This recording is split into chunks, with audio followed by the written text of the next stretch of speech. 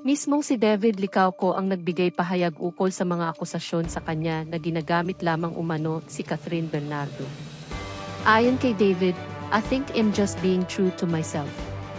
Ipinahayag niya ito matapos ang isang interview kung saan nais niyang makapareha si Catherine.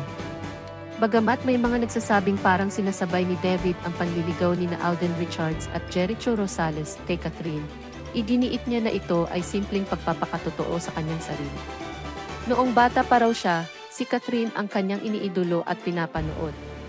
Kaya naman sa interview, sinabi ni David ang kanyang mga pangarap. Si David Licauco ay isang model, aktor at businessman sa Pilipinas.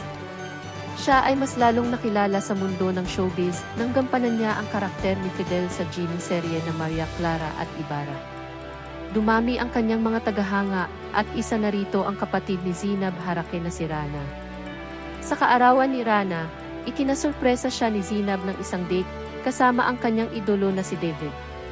Samantala, ang pagiging totoo sa sarili ay mahalaga at mukhang si David ay patuloy na sinusunod ang kanyang mga pangarap at prinsipyo.